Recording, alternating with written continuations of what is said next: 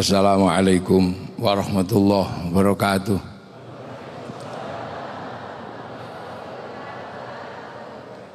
Bismillah, alhamdulillah, salatu wassalamu ala rasulillah Sayyidina Muhammad ibn Abdillah wa ala alihi wa ashabihi wa azwajihi wa dhurriyatihi wa ahli baitihi wa man tabi'ahum bi ihsan ila yaumil qiyamah. Yang saya hormati dan saya banggakan pendiri Masjid At-Thohir, Bapak Menteri BUMN, Bapak Erick Thohir, dan keluarga besar yang saya hormati, jajaran kementerian yang hadir yang saya hormati, para alim, para ulama, para hadirin yang berbahagia, pemirsa dimanapun berada yang saya hormati. Alhamdulillah kita ini oleh Allah diajarkan untuk 1 bulan berpuasa, menahan hawa nafsu yang paling dasar yang dimiliki oleh manusia. Basic instingnya manusia diajarkan untuk ditahan hawa nafsunya. Karena apa? Karena kita ini sebagai manusia kelak akan bertanggung jawab kembali kepada Allah. Sebab sebelum kita ke dunia ini, kita sudah pernah berjanji kepada Allah. Dan kita pernah diregister secara khusus oleh Allah. Didaftarkan dalam registrasi makhluk yang dikirim ke dunia untuk nanti kembali kepada Allah. Registrasi kita diregister di cloud-nya Allah. Jadi dunia ini ada cloud-nya, ada hard disk-nya. Ketika Rasulullah Isra Mi'raj ditunjukkan kotak segala tahu yang berisi rancangan dan program kehidupan di dunia. Cloud itu dikenal dengan nama Lauhil Mahfud. Lauhil Mahfud adalah cloud-nya Allah. Dan semua agama mengenal cloud itu. Hanya namanya yang berbeda-beda. Orang Nasrani, orang Yahudi menyebutnya Tabut Sulaiman. Orang Yunani menyebut kotak Pandora. Orang Jepang lebih fleksibel menyebut kotak Doraemon. Itu adalah sebuah pandangan dan bayangan tentang cloud, tentang hard disk, tentang kotak di mana disitulah catatan seluruh kehidupan ada. Dan kita mengenal itu dengan nama Lauhil Mahfud. Dan sebelum kita ke dunia, kita sudah dicatatkan di situ, diregister di situ. Dengan ditanya, alastu birabbikum, kamu lupa tidak kalau aku ini Tuhanmu kalau kamu turun ke dunia? Maka nyawa kita menjawab, ruh kita menjawab, qalu bala syahidna, iya ya Allah, aku akan tetap menjadi saksi bahwa engkau adalah Allah. Fanfuhur ruh, maka ruhani itu dikirim ke dunia, menembus beberapa lapis langit, kemudian ditempatkan dalam jasad, yang jasad itu adalah diproduksi atau diesembling oleh orang tua kita masing-masing dari nutfah makanan yang ada di muka bumi. Nutfah itu diesembling, kemudian dijadikan segumpal darah dan dijadikan segumpal daging, dan di dalam daging itulah nyawa bersemayam. Kemudian diproses dalam waktu 9 bulan, dan selama 9 bulan kemudian keluar.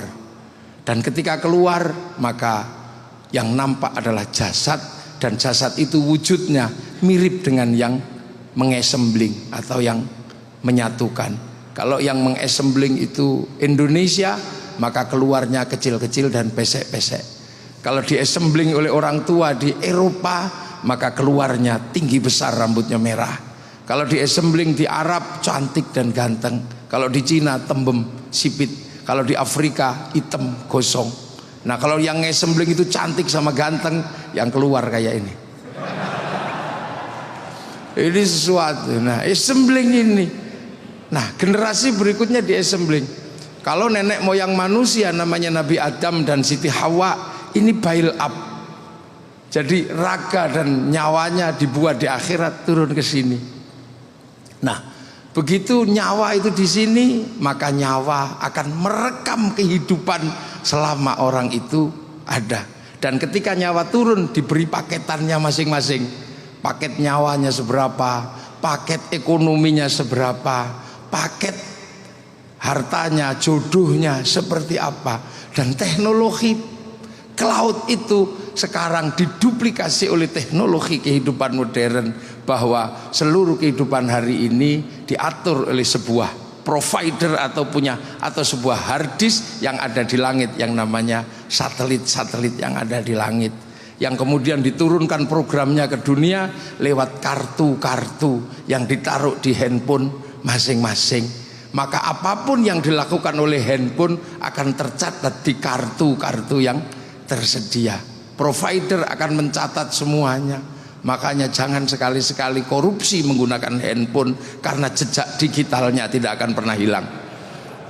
Begitu juga manusia melakukan apapun pasti akan dicatat oleh nyawa yang ada di dalam raga. Maka tugas daripada nyawa ini adalah merekam seluruh kehidupan. Sementara jasad yang terbuat dari dunia, dia akan punya watak dunia. Tangan ini assembling dunia, dia punya watak dunia.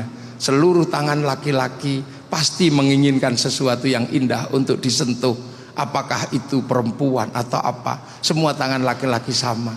Tangan Pak Menteri juga sama, tangan Pak Kiai juga sama, tangan saya juga sama. Yang bedakan cuma rimnya saja.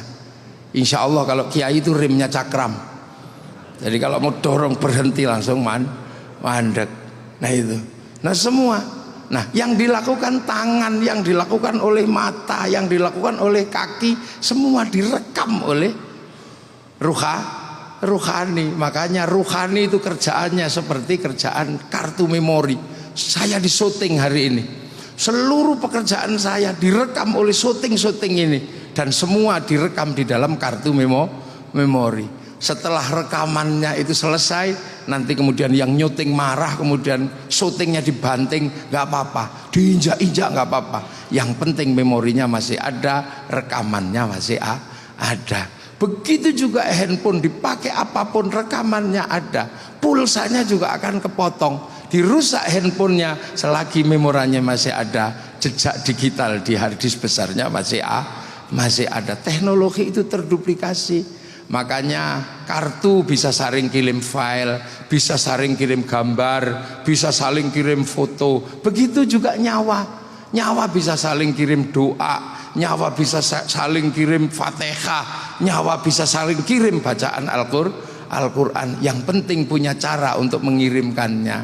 Kalau kartu dikirimkan dengan wifi, kalau tidak punya wifi, cari wifi gratisan, free wifi di warung-warung. Makanya doa juga sama, kalau disampaikan harus ada wifi-nya. Kalau tidak punya wifi, cari wifi gratisan. Wifi-nya siapa? Wifi-nya Nabi, wifi-nya wali. Kalau free wifi itu .co.id, kalau wifi-nya Nabi ila hadratin nabiyil mustofa. Kalau wifi-nya wali wa ila jami'il auliya illa minal masyariq ila maghribiyah, itu sama. Makanya nyawa dari dulu kita diajari tawasul. Tawasul itu sesungguhnya adalah apa? Tawasul adalah kirim-kirim data, kirim-kirim Fatihah, tapi kita menggunakan wifi-nya para nabi. Makanya kalau ada orang tidak percaya doa bisa dikirim, itu mungkin orang yang tidak memahami prinsip pekerjaan tawasul dan pekerjaan cloud. Kita tidak perlu datang ke Liverpool, kita tidak perlu datang ke Amerika untuk melihat tinjunya Mike Tyson atau sepak bolanya MU sama Liverpool. Tapi kita cukup tunggu di depan masjid, di depan rumah kita masing-masing, di depan televisi. Nanti ada yang nyuting di lokasi, oleh sang nyuting dinaikkan ke satelit, kemudian oleh satelit dibagi ke seluruh dunia. Maka semua mendapatkan bagian yang sama, tanpa harus kemana-mana. Makanya kalau ada orang tidak percaya doa bisa dibagi, orang itu nggak punya TV. Nah ini sesungguhnya sistem kerja cloud itu sudah diajarkan. Makanya kita ini sesungguhnya hari ini apa yang dilakukan oleh kita ini, bagaimana rekaman kita bagus. Nah yang membuat rekaman kita nggak bagus itu karena hawa nafsu dunia. Nah jasad ini wataknya dunia, maka jasad ini suruh merekam yang bagus itu Susah karena wataknya dunia. Sementara rohani harus laporan dengan yang bagus, bagus. Maka agar rekamannya bagus, nafsunya diturunkan lewat puasa. Kita disuruh menahan hawa nafsu, insya Allah. Kalau tangan nafsunya sudah turun, megang yang jelek, subhanallah, maka rekamannya subhanallah. Mata melihat sesuatu, masya Allah, rekamannya masya Allah, rekamannya bagus. Tapi kalau nafsunya gede, rekamannya nggak pernah bagus. Lihat apa, wow, rekamannya wow, wo gitu rekamannya. Lihat apa, orang beli TV, kredit, rekamannya kredit. Tapi kalau nafsunya udah turun kendo, masya Allah, alhamdulillah, sendalnya hilang. Kalau nafsunya masih tinggi, kambing yang nyuri. Nanti kemudian ketika di print out keluar kambingnya dipanggil sama Allah. Hei Bing, kenapa kamu ada dalam hatinya orang ini? Saya nggak terima sama orang itu ya Allah. Masa saya dituduh nyuri sendal, padahal dia kan tahu seumur-umur gak ada kambing kok nyuri sendal. Saya nggak terima dia. Loh, ini rekamannya bagus. Makanya kalau orang ini rekaman nafsunya udah kendo, turun enak. Apapun rekamannya bagus. Bahkan lihat ayam naik masjid, rekamannya bagus. Alhamdulillah ada ayam naik masjid At-Thahir. Kapan ayam itu berak? Begitu ayam itu berak cerot, alhamdulillah, akhirnya saya bisa praktek toharo, membersihkan tai ayam dari atas masjid. Rekamannya selalu bagus. Makanya orang kalau rekamannya bagus ini indah. Jadi kita ini biar rekamannya bagus, sambil sekali-sekali download file-file Allah di Lauhil Mahfud, kita download file Al-Quran, kita download. Kalau kuat download 30 juz, kita download 30 juz.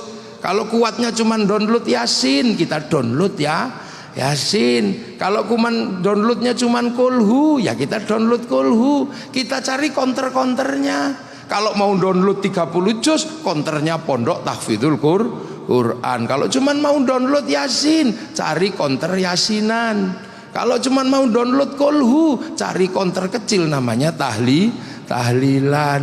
Kalau ibu-ibu mau download satu huruf gak apa-apa, karena bisanya cuma satu huruf. Kalau dipanggil suaminya jawab nun, itu juga satu ayat Al-Quran. Loh, ini di download. Jadi ketika nanti kita bisa pulang, ini rekamannya biar bagus. Karena jasad ini rekamannya gak pernah bagus. Diajak sholat masih saja dunia. Allahu Akbar, ini wajjahtu wajhiya. Tapi karena mata itu dunia, begitu bar ini wajah tuh lihat dunia, sarungnya bolong. Keping ini dunia, Allahu Akbar, ting ting ting, bakso keluar, bakso rekamannya bakso. Bismillahirrahmanirrahim. Sabbihisma rabbikal a'la alladzi khalaqa fasawwa. Lama ini lama ini. Rekamannya ini gak pernah bagus. Makanya orang itu kalau nafsunya diturunkan, nafsu dasarnya turun, insya Allah rekamannya bagus. Makanya nafsu itu jangankan ke barang haram, ke barang halal pun bisa merusak hubungan kita kepada Allah. Contoh, orang hidup di Jakarta, ya mungkin Pak Erik di Jakarta dari kecil, tapi sekian lama hidupnya di Amerika. Nah di sana tiba-tiba di sini rindu makanan Amerika, mungkin rindu namanya apa? Yang bulat itu, yang burger. Wah, pengen burger terenak di Los Angeles. Dalam 1 bulan merindukan itu. Akhirnya kemudian sampailah pergi ke Los Angeles. Begitu di Los Angeles, burger itu nggak ada yang buka karena hari libur. Akhirnya setiap hari membayangkan burger itu. Satu ketika kemudian main ke rumah Menteri Pertahanan Amerika. Di situ disuguh burger yang sama. Hati-hati jangan dimakan, karena itu halal buat jasmani, haram buat ruhani. Karena begitu dimakan, nikmatnya pasti luar biasa. Karena 1 bulan didorong oleh nafsu makan burger itu. Akhirnya begitu dimakan, nikmatnya luar biasa. Akhirnya kemudian main lagi ke rumah Bapak Menteri BUMN-nya Amerika. Ternyata Menteri BUMN Amerika habis main dari Menteri Pertahanan, dikasih oleh-oleh burger yang sama. Begitu disuguhkan, silahkan Pak Erik, ini burger paling enak. Karena sudah keturutan di rumahnya Menteri Pertahanan, maka nafsunya sudah nggak ada. Akhirnya kemudian karena nggak enak dimakan juga. Begitu dimakan juga, apa yang terjadi? Enak yang kemarin di rumahnya Pak Menteri Pertahanan. Bayangan ini akan hadir enak yang kemarin. Begitu kita membayangkan yang kemarin, kita ribut sama Allah. Karena hari ini kita dibagi burger yang itu, masih tidak terima membayangkan burger yang kemarin. La in syakartum la azidannakum wa la in kafartum inna adzabi lasyadid. Inilah makanya nafsu yang turun kemana-mana, kita akan bisa melihat di mana-mana ada jamalullah, ada keindahan Allah. Dan disitulah orang yang merasa dimanapun ada Allah, karena kita nafsunya turun, akan menjadi orang yang takut kepada Allah. Dan takwa itu adalah apa? Takwa adalah kemanapun kita menghadapkan wajah, kita merasa diawasi oleh Allah. Dan teknologi itu sekarang diduplikasi oleh manusia. Teknologi cloud itu, teknologi cloud itu diduplikasi. Jadi teknologi hari ini sesungguhnya adalah teknologi yang sudah dibayangkan dan sudah diperlihatkan oleh Allah. Karena Nabi kita adalah Nabi yang naik ke langit. Nabi yang naik ke langit ditunjukkan cloud. Dan sekarang dengan teknologi cloud itu, kita hanya berhubungan dengan harddisk itu. Kita berhubungan dengan harddisk itu. Makanya dunia ini percepatannya luar biasa. Karena semuanya kemudian menggunakan cloud. Percepatan inilah yang membuat hidup kita serasa ngos-ngosan, serasa capek. Bahkan dengan cloud ini kita bisa melakukan apapun. Dunia kita ada di dalam smartphone. Apapun jejak digitalnya sekarang ada di situ. Dan file dunia semuanya ada di situ. Makanya kalau sekarang ada corona, nggak usah heran. Corona ini bukan penyakit aneh. Karena apa? Corona ini sifatnya transnasional. Karena manusia kehidupannya sekarang transnasional. Dan corona bukan penghambat. Karena corona hanya minta social distansi. Corona itu hanya minta pembatasan social distansi.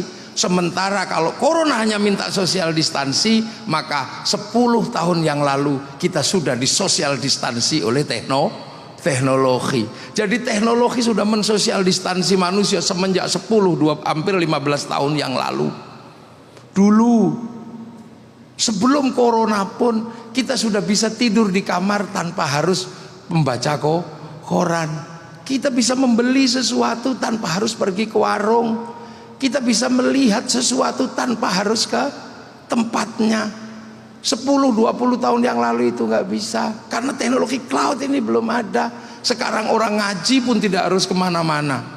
Makanya teknologi cloud ini adalah teknologi yang harus hati-hati, karena kita mencari Tuhan juga ada di situ, mencari setan juga ada di situ. Cari jalan menuju Tuhan juga ada, cari jalan menuju setan juga ada. Dan sudah 10 tahun yang lalu. Kalau kita ini kan orang-orang kuno, orang-orang manual, orang-orang yang masih kuno. Dulu kalau kita mau lihat Afrika, kita ini masih nunggu flora dan fauna. Seharian ditunggu yang datang Pak Harmoko. Seharian ditunggu yang datang Pak Murdiono. Sekarang dengan teknologi baru, kita tinggal buka saja. Tinggal buka, nggak harus kemana-mana, nggak harus berdesak-desakan di depan TV. Kita tinggal ketik tengu Afrika, keluar.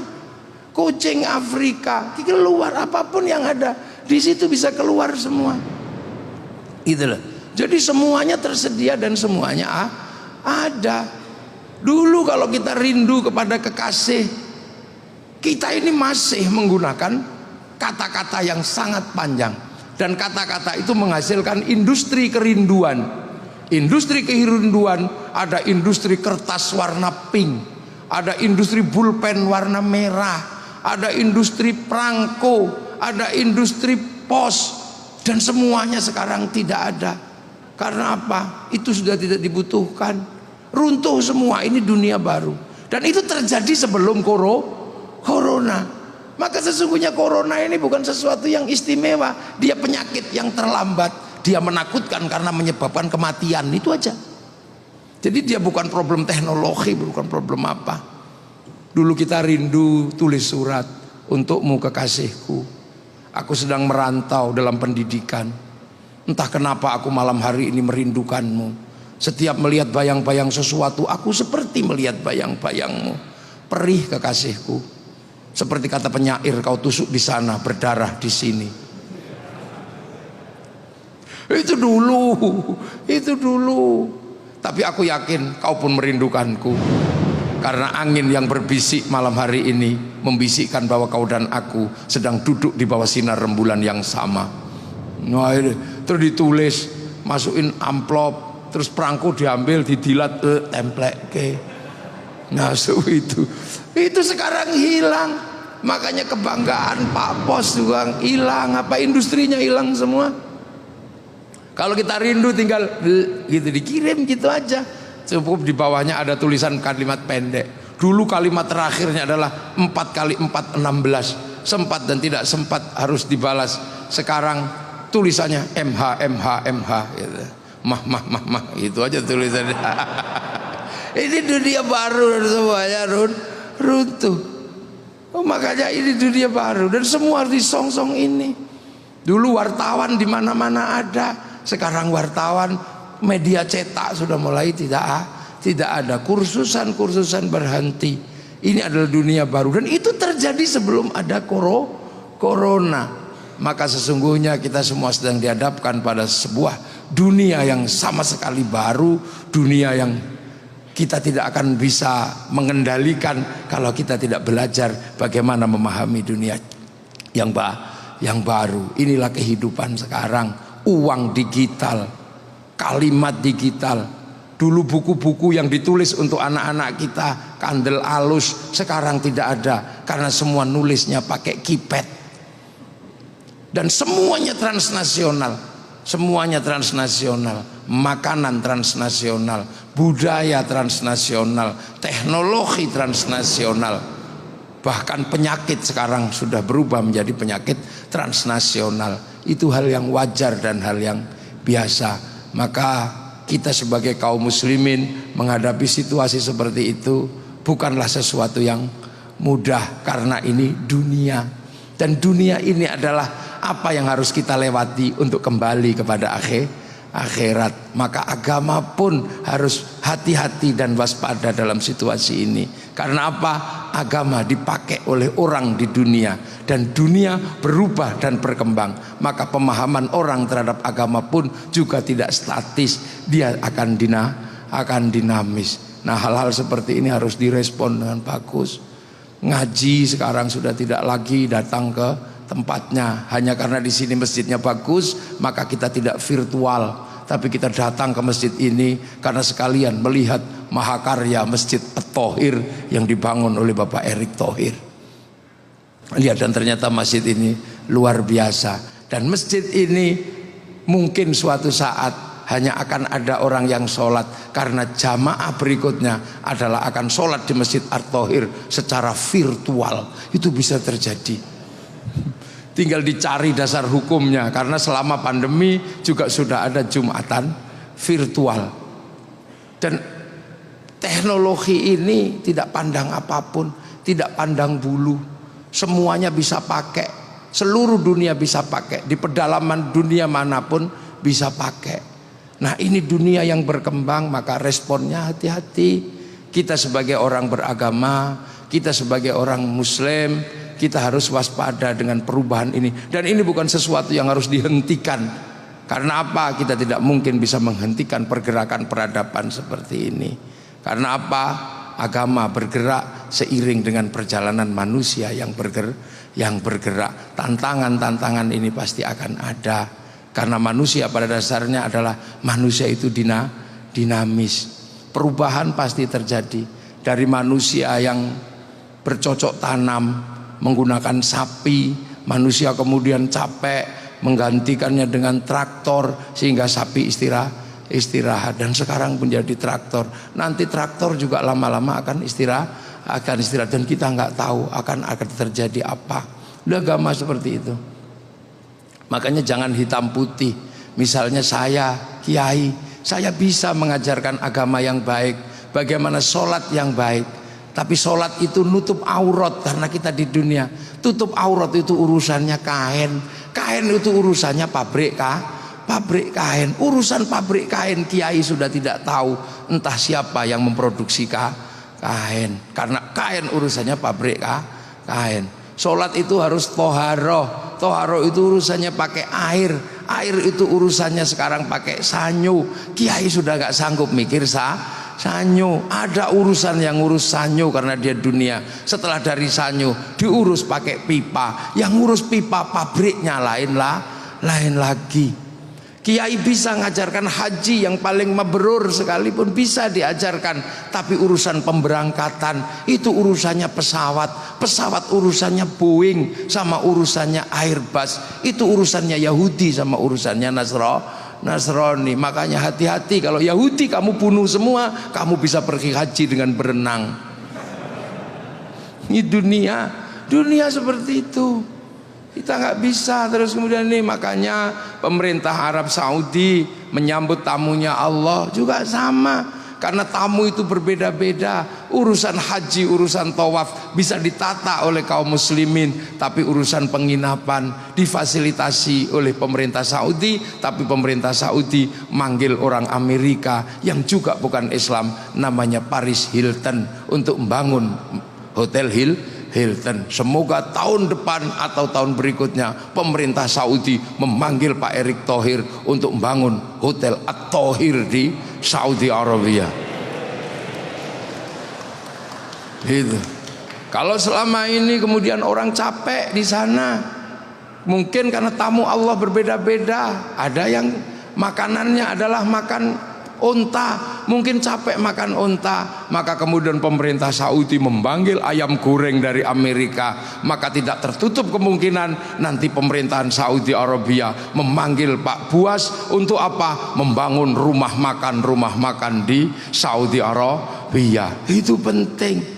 Karena apa? Ini dunia. Makanya agama begitu dipakai oleh manusia, dialah bukan sesuatu yang bisa independen, dia tidak freelance. Karena dunia ini adalah bagaimana kita menanam untuk kehidupan akhirat. Maka manusia terdepan, manusia yang milenial adalah manusia yang bisa memahami bahwa semua saling terkait dan saling membutuhkan. Semoga semua yang kita lakukan malam hari ini mendapat ridho dari Allah Subhanahu wa ta'ala, dan Masjid At-Thohir menjadi masjid yang semakin makmur untuk syiar-syiar agama Allah Subhanahu wa ta'ala. Assalamualaikum warahmatullahi wabarakatuh. Alhamdulillahirrabbilalamin, telah kita dengarkan nasihat dari Gus Muwafiq. Memang itu adalah ciri khas dari beliau ya, pengajiannya tidak membuat kening berkerut gitu kan ya. Pengajiannya santai, diselingi dengan tawa, tapi penuh dengan pemaknaan yang dalam ya. Dan saya kira semua sudah mendapatkan pencerahan dari apa yang disampaikan oleh Gus Muwafiq. Nah sekarang kami akan berikan kesempatan kepada para jemaah, jika ada yang ingin bertanya silahkan disampaikan langsung ke Gus Muwafiq. Silahkan Bapak dan Ibu para jemaah, apakah ada yang mau bertanya? Oke, oh ini ada sahabat saya, ada Bayu Oktara. Silahkan Mas Bayu. Terima kasih Kang Onal. Assalamualaikum warahmatullahi wabarakatuh. Nama saya Bayu Oktara. Izin bertanya Gus, dari tausiah yang disampaikan kan kita dapat gambaran manusia itu sebenarnya tempatnya salah dan hilaf ya Gus. Dengan segala keterbatasan dan kelemahannya, kadang-kadang tuh emang kita sulit untuk mendapatkan rasa qanaah atau rasa puas, rasa kecukupan gitu Gus. Jadinya kita insecure, pengen dapat apa yang orang punya. Nah tapi kan seperti Gus tadi sampaikan, kita harus bersyukur. La in syakartum la azidanakum. Nah bagaimana caranya mengubah itu tuh Gus? Dari insecure menjadi bersyukur. Mohon tipsnya Gus. Assalamualaikum warahmatullahi wabarakatuh. Jadi Mas Bayu Oktara ya, bagaimana melahirkan rasa syukur. Cara paling gampang itu adalah lihat yang di bawah kita, jangan melihat yang di atas kita. Lihatlah apa yang kita miliki dan lihatlah apa yang dimiliki orang-orang di bawah kita. Itu hal yang paling sederhana. Tapi karena syukur itu sesungguhnya adalah sifat yang diberikan oleh Allah kepada manusia, yang manusia sendiri memang tercetak dari material-material dunia. Yang material dunia itu adalah material-material yang memang susah untuk bersyukur. Jadi material dunia ini memang susah untuk bersyukur. Tangan ini material dunia, dia susah untuk bersyukur. Mata itu material dunia, dia susah untuk bersyukur. Sementara syukur itu adalah harapan hati untuk bisa menerima keadaan apapun yang diberikan oleh Allah. Harapan syukur itu pasti diharapkan oleh hati. Tapi struktur manusia itu adalah struktur yang memang susah untuk bersyukur. Maka syukur itu bisa dilatih. Cara melatihnya adalah bagaimana kita tidak melihat ke atas, tapi lihat kita yang di bawah kita. Kalau kita lihat orang naik mobil, kita sudah punya mobil, maka yang kita lihat adalah di bawahnya mobil ada orang naik motor, bawahnya lagi dan seterusnya. Itu tips atau cara yang paling sederhana. Tapi sesungguhnya karena syukur itu adalah pemberian Allah, maka kita berharap. Makanya syukur itu diminta kepada Allah. Ya Allah, jadikanlah hambamu yang selalu bersyukur. Jadi pemberian Allah sesungguhnya. Makanya kita berharap selalu minta, jadikanlah hamba ini adalah orang yang bersyukur. Makanya kita jangan lupa kita minta, karena syukur itu given, syukur itu pemberian. Walaupun kita punya tips yang sedemikian banyak, kalau Allah tidak memberikan kita watak syukur, kita juga tidak akan menjadi hamba yang bersyukur. Maka selalulah kita minta kepada Allah, ya Allah, jadikanlah hambamu adalah hamba yang bersyukur. Itu. Alhamdulillah, itulah caranya bagaimana merubah insecure menjadi bersyukur. Baik, kesempatan berikutnya saya berikan kesempatan untuk yang mau bertanya lagi. Mungkin dari jemaah perempuan. Oh ada, silakan. Dimohon berdiri, perkenalkan siapa namanya dan langsung pertanyaannya. Silakan. Assalamualaikum Gus, perkenalkan nama saya Firza. Assalamualaikum juga Pak Menteri dan jajaran direksi lainnya. Saya izin bertanya. Sekarang ini di kehidupan modern, sosial media membuat kita mudah untuk melihat kehidupan orang lain dan akhirnya kita jadi membandingkan pencapaian orang lain dengan pencapaian kita.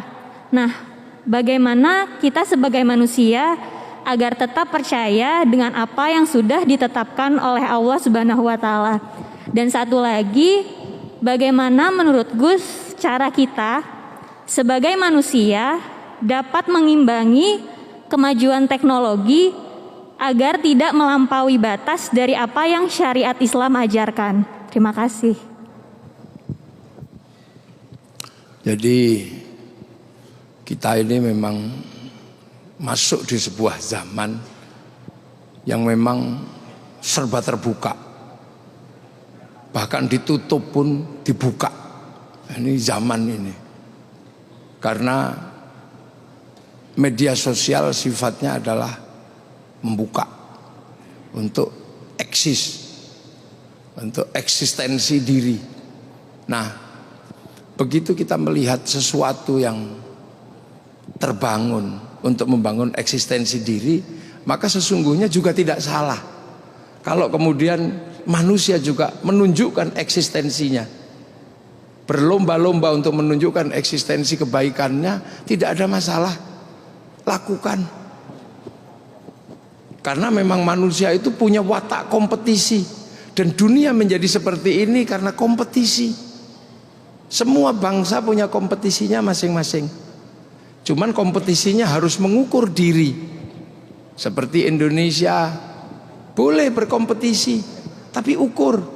Jangan memaksakan diri berkompetisi dengan sepak bola. Kita nggak mungkin bisa mengalahkan orang Eropa yang tinggi. Kita nggak mungkin bisa berkompetisi dengan orang Eropa dalam hal basket.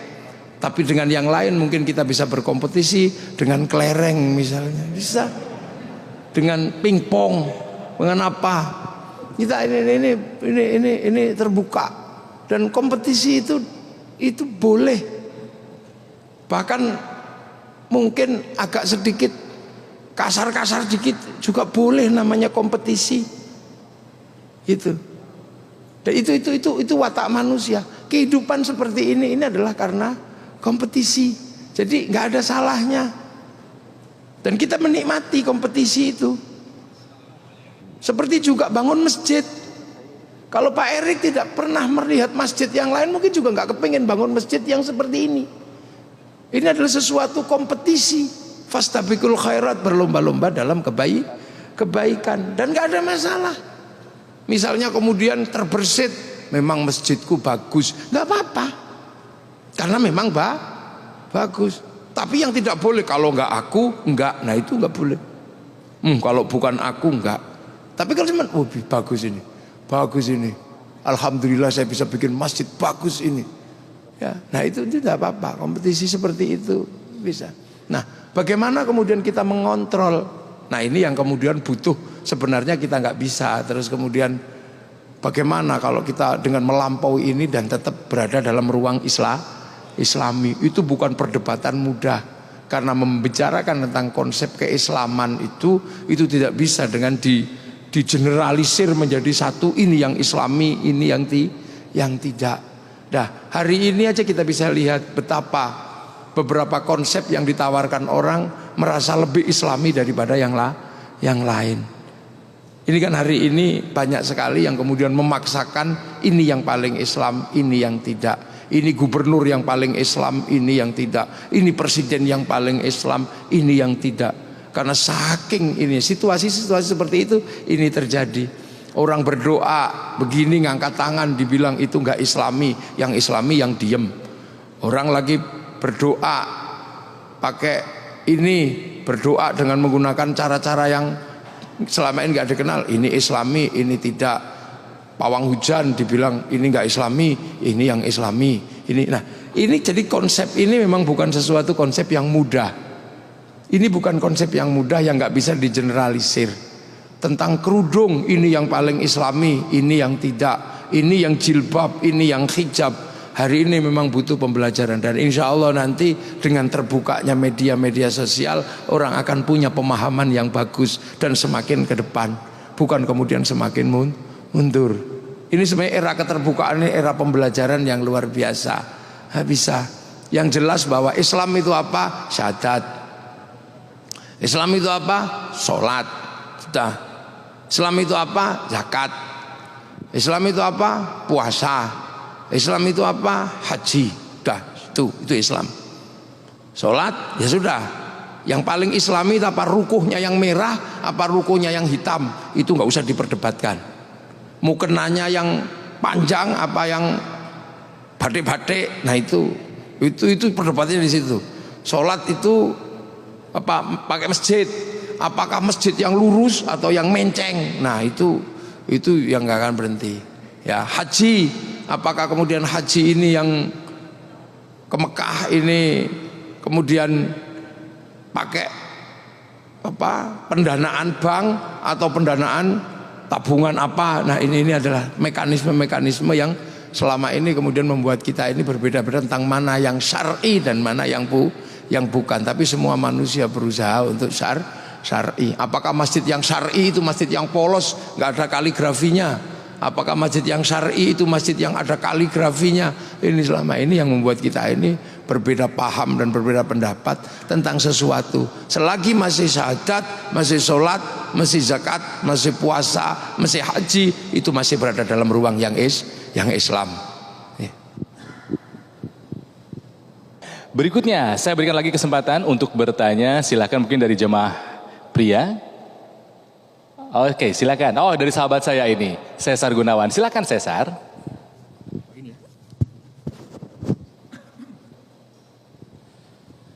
Assalamualaikum Gus. Selamat malam Pak Erik. Salam sehat untuk kita semua. Saya Cesar Gunawan. Yang ingin saya tanyakan ke Gus adalah senada dengan apa yang baru saja disampaikan oleh teman kita, yaitu tentang sesuatu yang begitu dekat dan sangat mudah kita dapat, yaitu informasi. Informasi tapi yang ada di media sosial, Gus. Bagaimana cara kita bisa membuat filter atau saringan akan informasi yang begitu mudah, terutama tentang ajaran agama. Karena jujur saya pribadi, kalau suruh mengiyakan kadang bimbang, kadang dilema harus ngikutin ajaran A, informasi B, atau bagaimana. Kurang lebih seperti itu Gus. Terima kasih, matur nuwun. Jadi sebenarnya agama dari dulu itu disampaikan oleh orang-orang yang punya otoritas. Hukum-hukum juga disampaikan oleh orang-orang yang punya otoritas, yaitu para ulama yang oleh orang Indonesia disebut sebagai kiai atau ustadz. Kemudian belajarlah dari situ. Belajarlah dari situ. Kemudian terkait dengan hukum-hukum ada otoritasnya. Ada yang punya otoritas. Nah, sekarang ini kemudian ada yang menganggap bahwa TikTok itu sumber hukum. Nah, ini yang masalah. Jadi di Indonesia itu ada otoritas-otoritas yang memang bisa dijadikan landasan. Kalau mau belajar, belajarlah kepada orang yang alim atau belajar langsung kepada seorang guru. Kalau mau terkait hukum, ada otoritas-otoritas atau lembaga-lembaga yang memang menangani hukum. Ada departemen agama, urusan pernikahan ada di departemen agama. Di paling rendah ada kantor urusan agama. Makanya kalau urusan pernikahan, datanglah ke kantor urusan agama. Maka seandainya kiai memberikan hukum, sesungguhnya kiai terkait dengan hukum pernikahan, kiai tidak punya otoritas. Akan tetapi boleh ditanya, tapi yang bisa memberikan otoritas adalah kantor urusan agama. Nah, sekarang ini dengan era medsos, orang tidak bisa membedakan mana yang punya otoritas pembelajaran, mana yang punya otoritas hukum. Sehingga kadang TikTok menjadi sumber hukum. Ini yang kadang TikTok menjadi sumber hukum. Saya tanya kemarin, kamu kok begitu? Kiai belajar dari TikTok. Ya. Nah, makanya ini, tapi ini sesuatu yang tidak bisa dihindari. Sebagai sebuah informasi itu boleh kita pakai, tapi lihat dulu otoritasnya. Apakah orang ini punya otoritas dalam artian dia bagian dari struktur besar atau tidak? Mungkin dia bagian dari Muhammadiyah, dia bagian dari Nahdlatul Ulama. Yang susah sekarang itu bukan bagian dari organisasi yang punya otoritas, tapi berada di media sosial secara freelance. Nah, yang freelance ini yang bikin masalah sering. Suka bikin hukum, ini haram, ini. Kalau kiai misalnya bikin hukum apakah rokok itu halal apa haram, kiai mikir, karena kiai punya umat, santrinya di kampung-kampung masih nanam tembakau. Tapi sekarang banyak sekali yang freelance, umatnya subscribe. Dan umatnya like, dia jadi nggak punya tanggung jawab keumatan. Cuman karena ini mudah sebagai sebuah informasi. Makanya tadi saya sampaikan sama Pak Erik juga. Saya ini mungkin bisa belajar ilmu kedokteran. Saya akan baca ilmu kedokteran dalam waktu 2 malam. Saya akan bisa. Dan mungkin saya masuk ruang ujian saya juga akan bisa jawab. Tapi ketika saya masuk ruang bedah, mati semua tak bedah. Situasinya itu kadang sekarang seperti itu. Banyak sekali kemudian karena medsos ini terbuka, tiba-tiba ada yang mendadak ustadz. Ada yang mendadak ustadz, tiba-tiba membicarakan sesuatu yang sesuatu itu sebenarnya sudah dibicarakan oleh ulama-ulama dahulu, tapi di-recycling. Biasa, karena recycling ini sebuah produk ya, dipaksakan masuk. Nah, agar pasar bisa menerima produk recycling, biasanya pasarnya dibikin ahistoris. Nah, ini adalah ciri-ciri black market. Nah, sekarang ini ada konsep besar black market religion, pasar gelap agama ada. Makanya hati-hati, lihat dulu ini di medsos ini, ini orang NU, ini orang Muhammadiyah, Oh ini orang MTA, oh ini orang LDII. Tapi hati-hati zaman kalau audisi itu tidak ada hubungan dengan siapapun. Oh berarti ini Ustadz freelance. Udah. Itu banyak. Nah itu yang kadang kemudian bikin hukum sesuka-sukanya, bikin ini, yang bikin pusing sampean itu nanti. Itu makanya itulah. Kalau saya ini kebetulan jelek-jelek gini salah satu Surya NO. Jadi saya punya tanggung jawab keumatan. Jadi nggak bisa. Rokok haram gitulah, terus gimana nanti yang nanam tembakau ini padahal hukum rokok tidak ada, misalnya nggak ada dasarnya. BUMN salah satunya kan rokok juga nggak ada. Nah inilah, jadi medsos ini memang diisi semua. Ada yang tiba-tiba kemudian menjadi juru apa di situ, yang memang tidak punya tanggung jawab apa-apa, mengisi media sosial gitu saja. Makanya banyak sekali kemudian ada ustadz ketika ditanya sumbernya dari mana, dari Google. Nah ya itu ya masalah. Iya, karena Google itu ditanya baik ya jawab, ditanya jelek ya jawab. Saya nanya Google tentang arah masjid ya dijawab, arah lokasi perjudian juga dijawab dia. Sampai googling apa saja dijawab di situ. Jadi dia ini Syekhul Googli ini bisa menjawab apa saja. Nah itu hati-hati sampean, makanya tanya. Oh ketika saya ada di YouTube itu, saya punya tanggung jawab keumatan. Dan itu bagian dari pengajian-pengajian yang banyak bersama masyarakat itulah. Nah ini situasi ini yang, nah pasti nanti lama-lama juga akan tersaring kok. Wong ini situasi yang biasa. Jadi nanti kemudian lama-lama orang akan cerdas bermedsos. Ini kan belum 10 tahun tuh. Paling baru 5 tahun lah kenceng-kencengnya ini. Nanti lama-lama juga akan indah kok. Medsos akan indah pada akhirnya. Ya, terus. Saya kembali berikan kesempatan buat yang mau bertanya mungkin dari jemaah perempuan ada. Oh ada di depan saya. Silakan Mbak sebutkan nama, berdiri, lalu langsung ajukan pertanyaannya. Bismillah. Mohon izin. Assalamualaikum warahmatullahi wabarakatuh. Waalaikumsalam. Mohon izin bertanya Gus. Gus, ada hadis Rasulullah yang berbunyi, sampaikanlah walau hanya 1 ayat, atau sampaikanlah walau pahit didengar. Cuma kadang ketika kita mau menasehati, atau memberikan pendapat ke orang lain, tapi kitanya juga belum baik. Bolehkah Gus? Lalu bagaimana cara menyampaikan nasihat itu agar orang lain tidak tersinggung? Terima kasih, kurang lebihnya mohon maaf. Assalamualaikum warahmatullahi wabarakatuh. Ini sesuatu yang memang sangat indah. Balighu anni walau ayat, sampaikanlah sesuatu dariku ini walaupun 1 ayat lah. Kalau masih punya 1 ya jangan disampaikan dulu, pakai sendiri dulu aja.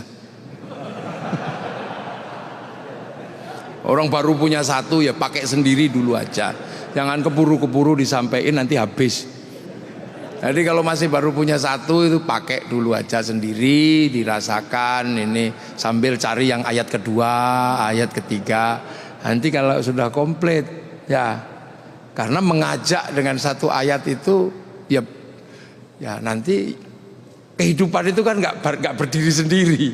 Jadi tahu bab makan itu, tahu bab makan, maka kemudian marilah kita berdoa dengan cara Allahumma barik lana fima razaqtana wa qina adzabannar. Makanan harus halal ya.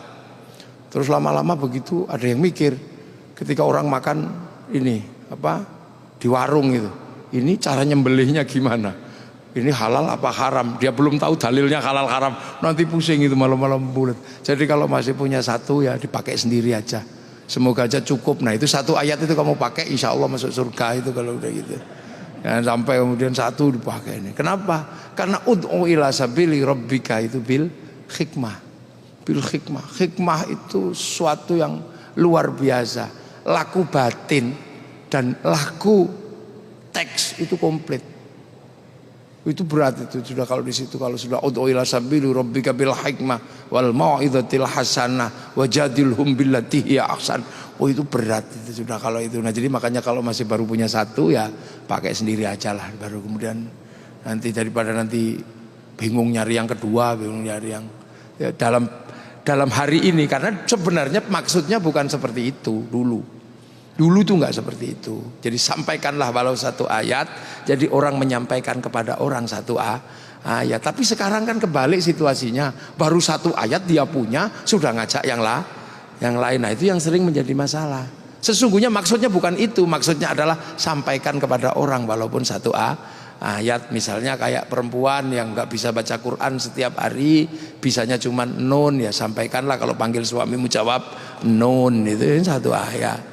Atau kemudian diajari satu ayat Bismillahirrahmanirrahim, maka kalau kamu megang sesuatu, melakukan apapun, mulai dengan Bismillah. Tapi kalau misalnya kemudian kita baru satu, ya jangan ngajak yang lain dulu. Ya itu Mbak ya, turun. Itulah jawaban dari Gus Muwafiq terkait pertanyaan yang tadi disampaikan. Saya masih akan berikan satu lagi kesempatan buat yang mau bertanya, mungkin dari jemaah laki-laki. Silahkan, oh ini ada sahabat saya juga, Kemal Mohtar. Silahkan Kemal. Assalamualaikum warahmatullahi wabarakatuh. Selamat malam Gus, selamat malam Pak Erick Thohir. Pertanyaan saya mengenai sedekah Gus. Jadi yang saya tahu selama saya hidup dan saya banyak dikasih tahu oleh orang lain dan termasuk orang tua saya adalah ketika kita bersedekah, kita boleh mengharapkan sesuatu berlipat ganda. Tapi akhir-akhir ini balik lagi di sosial media, saya menemukan banyak kalimat yang katanya kita tidak boleh mengharapkan sesuatu dari perbuatan baik atau sedekah yang kita lakukan. Nah, saya pengen tahu pendapat dari Gus bagaimana. Terima kasih. Assalamualaikum warahmatullahi wabarakatuh. Alam. Jadi bersedekah itu adalah memberikan sesuatu. Wa mimma razaqnahum yunfiqun. Jadi dari apa yang kita memiliki ini kita infakkan. Nah, ketika infak itu memang ada yang namanya tanggung jawab. Nah, yang namanya tanggung jawab itu zakat. Ya sudah, zakat ini tanggung jawab kita keluarkan. Nah, ada yang namanya sedekah itu bukan sesuatu yang wajib. Nah, sesuatu yang tidak wajib itulah yang kemudian orang kadang dari situ pengen mendapatkan kelipatannya. Boleh apa tidak? Ya boleh aja, wong berharapnya kepada Allah. Kepada Allah itu apa yang nggak boleh sih? Boleh aja semua. Sampean mengharapkan kirim surat terus habis itu diterima punya istri cantik, itu kan juga berharap. Terus kemudian ada yang puasa 3 hari 3 malam berharap naik jabatan, boleh. Sedekah kalau tiba-tiba pengen mendapatkan berlipat ganda, boleh aja. Tapi jangan paksa Allah, itu aja. Urusan dikasih apa tidak itu urusannya Allah. Kalau manusia boleh aja berharap, apa aja boleh kok. Wong nggak modal aja berharap itu boleh. Cuman gini berharap ya Allah, aku minta ya Allah istri yang cantik, boleh, nggak modal, cuman modal ngangkat tangan aja kok itu. Apalagi yang mengeluarkan harta boleh. Cuman jangan paksa Allah. Jangan kamu kira dengan kamu melakukan itu kamu paksa Allah untuk nuruti kamu, jangan. Memang yang Allah itu kamu apa? Allah. Itu jadi doa itu boleh aja, apa aja boleh. Berharap kepada Allah itu boleh. Tapi kembalikan bahwa terserah Allah mau kasih ya atau tidak. Karena apa? Jangan bergantung kepada amal kita untuk memaksa Allah, bahwa amal itu dia kewajiban kita aja. Sedekah itu adalah hal yang harus dilakukan oleh orang yang punya uang. Ibadah itu dilakukan oleh seorang hamba. Makanya dalam satu kitab hikam yang pertama kali dijelaskan, min alamatil i'timadi alal amal nuqsanur raja'i 'inda wujudiz zalal. Jadi orang yang terlalu banyak bergantung kepada amalnya, itu adalah tanda-tanda orang itu akan berkurang pengharapannya kepada Allah. Dia lebih bergantung kepada amalnya bukan kepada Allahnya. Nah itu makanya ada orang terus kemudian memaksa dengan amal seolah-olah dia akan bisa memaksa Allah. Akhirnya dengan amal dia merasa bisa masuk surga. Akhirnya bahwa surga itu ditentukan oleh amal, padahal surga itu ditentukan terserah Allah. Ini cara-cara dasar berpikir seperti ini. Dan itu ada di dalam tradisi pesantren, diajari ngaji kitab namanya kitab hikam. Kitab hikam itu yang nulis Ibnu Athaillah As-Sakandari. Itu ada. Jadi nggak apa-apa, boleh aja. Boleh, tapi jangan paksa Allah gitu aja. Gitu. Jangan paksa Allah. Jadi Allah, enggak ya Allah kalau enggak ini awas gitu, jangan. Nah, sekarang itu kan. Makanya kalau mau sedikit agak serius bareng-bareng, jadi jangan sendirian. Nah sekarang orang itu mau maksa Allah sendiri-sendiri. Makanya kiai itu kalau dulu punya hajat besar bareng-bareng. Jadi nggak sendirian, biar pantas. Makanya terus kalau doa bareng-bareng sak masjid itu Bismillahirrahmanirrahim, yang lain amin, amin, amin gitu. Nah itu sebenarnya cara-cara agar pantas ketika minta bareng, amin. Kalau kecapean, amin, gitu. Sama sholawat juga doa, tapi biar dilihat Allah bareng-bareng sholawatan gitu, sampai kemudian ada gagang pancing begini-begini, ada apa? Itu kan ada spanduk, ada apa? Itu sebenarnya dalam rangka apa? Dalam rangka adalah kebersamaan kita itu diharapkan dilihat oleh Allah. Jadi minta boleh, jangan paksa Allah ya. Karena lalu langsung kita kemudian merasa bahwa dengan amal kita ini akan mendapatkan dari Allah, maka kita lebih banyak bergantung kepada amal, bahwa kita lupa pada Allah, bahwa kita sampai ke sana itu terserah Allah, bukan karena kendaraan kita. Terunun.